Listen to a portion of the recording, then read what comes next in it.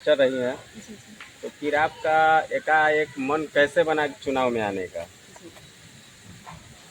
ये तो आपने बहुत ही अच्छा सवाल किया है। अचानक ही कैसे मन बना रिसर्चर से पॉलिटिक्स में आने का।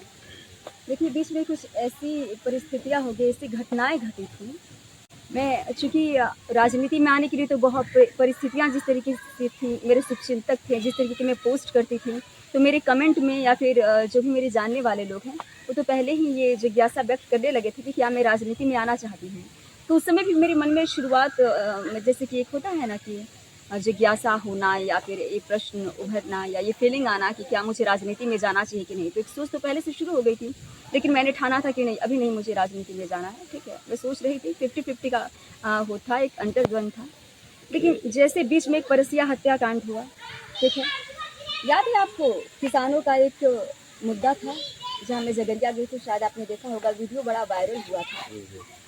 तो उसी दिन मैंने ना ठान लिया था, मुझे लगा था कि राजनीति में जाना चाहिए, क्योंकि जिस तरीके से बंदूकधारी जो वर्दीधारी वहाँ पे फोर्स थी और पूरा मुस्कुराते हुए वो बैठी थी और मैं उसका कवरेज कर रही थी और मुझे उस समय इतना इतना बुरा फील हुआ था कि बंदूक के नोक पर आप शक्ति और सत्ता का गलत तरीके से इस्तेमाल करके आप किसानों के फसलों को रौंद रहे हैं, तो वो चीज़ भी मुझे बहुत खटती थी। उसके बाद परसिया हत्याकांड हुआ, ठीक है। एसडीएम से हमने कैंडल मार्च के लिए अनुमति मांगने की कोशिश की, उसे नहीं दिया गया। फिर से इस मामले को रफा दफा करने की कोशिश की जा रही है। तो मैंने सोचा कि प्रतिकार स्वरूप जितने भी ये मुद्दे हैं, चाहे आपका भ्रष्टाचार हो, मुनाफाखोरी हो, चाहे रिश्वतखोरी हो, चाहे अफसरशाही हो, चाहे ये गरीबों को न्याय नहीं मिल पा रहा, चाहे किसानों का मुद्दा हो, चाहे मजदूरों का मुद्दा हो, ये जितनी भी जमीनी मुद्दे हैं जिनकी वास्तविक तौर पे इस समय चुनाव के समय बात नहीं हो रही है, तो मैं प्रियंका एक तरीके से इन सारे इकट्ठे मुद्दों को लूंगी और इन्हीं मुद्दों के, ठीक है ना, इन्हीं मुद्दों को उठाने का काम करूंगी एक कैंडिडेट के तौर पे। क्योंकि इस तरह से आपकी बात कोई सुनता नहीं, मुझे लगा कि एक प्रतिनिधि के तौर पे अगर मैं इन प्रश्नों को उठाती हूँ, इन मुद्दों को उठाती हूँ, तो शायद इसे गंभीरता से लिया जाए और जनता भी कुछ ध्यान देगी। आप जो है सोशल मीडिया पर काफ़ी एक्टिव रहती हैं, जी, तो आपके अनुसार इस बार चुनाव में जनता के बीच सबसे बड़ा मुद्दा क्या है? देखिए।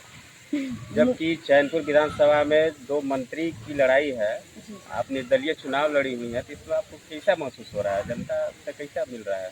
सुनिए, आपको लग रहा है कि मैं चुनाव लड़ी हूँ, मुझे तो लग रहा है मैं चुनाव लड़ ही नहीं रही हूँ। और मैं तो इस साफ तौर पे बताने की कोशिश कर रही हूँ कि मेरा तो किसी से मुकाबला नहीं है ये, और ना ही कोई मेरा मुकाबला कर सकता है, ये सिंपल निर्दलीय सी चीज़ है। उम्मीदवार होने के नाते चुनाव में आपके सबसे आगे सबसे बड़ा चुनौती क्या है?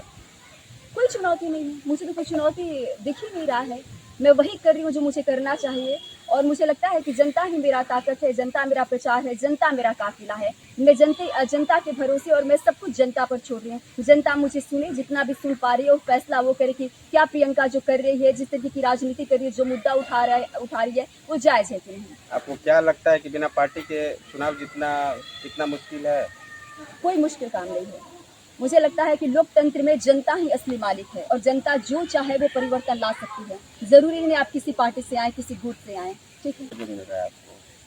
सर, उनके लिए तो खुद ये अचंभित कर देने वाला ये दृश्य है। उन्हें लगता है कि एक लड़की अकेले स्कूटी से प्रचार कर रही है, एक अकेली ऑटो लेकर चल रही है, पर्चा बाँट रही है। कुछ लोग हँसते हैं, कुछ लोग पागल जैसा ये प्रतिक्रिया देते हैं, कुछ मेरे हौसले को हौसला अफ़ज़ाई करते हैं, कुछ एप्रिशिएट करते हैं। तो तरह 5 जो उँगलियाँ हैं, 5 तरह की हैं ना, तो सबकी अलग-अलग विचारधाराएँ। बाकी सब ये कह रहे हैं कि मैं हटकर राजनीति कर रही हूँ और आगे चलकर ये राजनीति एक समाज को मैसेज देने का काम कर रही है, खासतौर पे पार्टी, जाति और पैसे की राजनीति करने वाले लोगों को। और मैं यही मैसेज भी देना चाहती हूँ, सीरियसली। आप जो है क्षेत्र में भ्रमण कर रही हैं, अगर चैनपुर विधानसभा की जनता आप पर विश्वास जताती है, जी। तो क्या वादा कर रही हैं? जो वादा कर रही हैं, उसे पूरा करेंगी आप?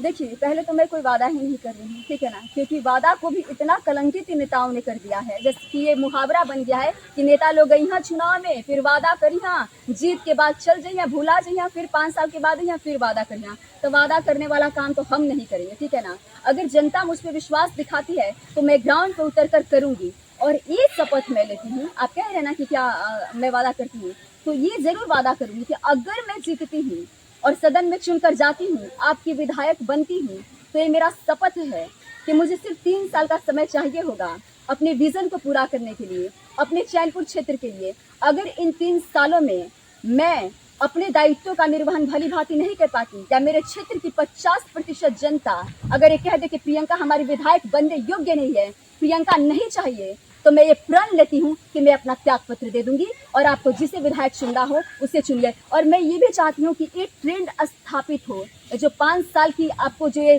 सियासत मिल जाती है ना सिंहासन में, जो आप जकड़ कर सत्ता और कुर्सी से बैठ जाते हैं, आप अपने दायित्वों का निर्वहन करें या ना करें, आपको कोई रोकने टोकने वाला नहीं है। मैं इस ट्रेंड को बदलना चाहती हूँ। मैं चाहती हूँ कि राइट टू रिकॉल का अधिकार मिलना चाहिए जनता को।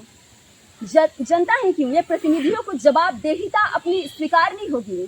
उन्हें इस तरीके से जीतने के बाद ये जो भूल जाते हैं अपने वादे इरादे और सोचते हैं कि हम निश्चिंत हैं, तो हम चाहते हैं कि लोकतंत्र में ये जो ब्यूरोक्रेट्स, जो भी नौकरशाही है या जो भी सरकारी जॉब है उनको 65 साल और ये जो नेता लोग हैं उनको 5 साल, ये सिस्टम खत्म होना चाहिए। जब तक आप अपने कर्तव्यों का सही तरीके से निर्वहन कर पाते हैं, जब तक आप अपने दायित्व पर खरे उतरते हैं, पद पे बने रहिए। जिस दिन आप में क्षमता नहीं है, आप वो कुर्सी छोड़ दीजिए। कुर्सी पर बोझ बने रहने की कोई आवश्यकता नहीं है। तो ये प्रियंका घोषित करती है और एक चैलेंज है कि ये बड़ी बड़ी जो भी पार्टियां हैं, आप भी ऐसी घोषणा पत्र में कि आप ये दावा कर सकते हैं कि अगर आप अपने दायित्व पर खरे नहीं उतरेंगे और 50% जनता अगर आपसे आपका त्याग पत्र मांगे और कह दे कि आप मेरे विधायक बनने लायक नहीं हैं या जनता आपसे असंतुष्ट है, तो क्या आप त्याग पत्र देने का साहस कर सकते हैं? ये चैलेंज है, मेरा सभी पार्टियों को चैलेंज है, जितने भी उम्मीदवार हैं उनको चैलेंज है। प्रियंका ये शपथ ले रही है, क्या आप कर सकते हैं?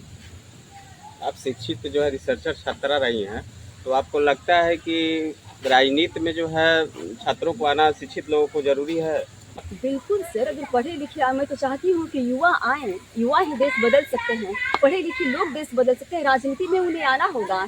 मैं नहीं चाहती, लेकिन इस लंठबाजी वाली राजनीति चल रही है, खासकर फिर बिहार में आप देख रहे हैं ना परिदृश्य क्या हो रहा है, कैसे हो रहा है। तो मैं चाहती हूँ कि उच्च कोटि की शिक्षा ग्रहण करके लोग राजनीति में आए, ताकि राजनीति को दिशा बदल सके राजनीति की। मैं कुछ भी नहीं कहना चाहूँगी, बस विनम्र निवेदन करना चाहूँगी चैनपुर की जनता से कि आज तक चैनपुर में कोई महिला विधायक नहीं बनी। चलिए, महिला और पुरुष की लड़ाई भी नहीं है, ठीक है।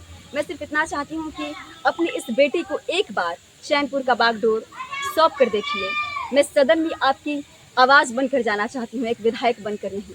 और मैं आपको उम्मीद दिलाती हूँ कि आपको मुझे विधायक चुनने पर कभी भी कोई अफसोस नहीं होगा। और मैं तो आपको समय दे ही रही हूँ। जिस दिन भी आप कह देंगे कि प्रियंका तुम हमारे योग्य नहीं हो, प्रियंका त्याग पत्र दे देगी। अगर आप अपनी बेटी पर भरोसा जताएं तो बहुत बहुत शुक्रिया, ना भी जताएं तो प्रियंका आपके बीच में रहेगी। ये मेरी शुरुआत है, आशीर्वाद दीजिए आप।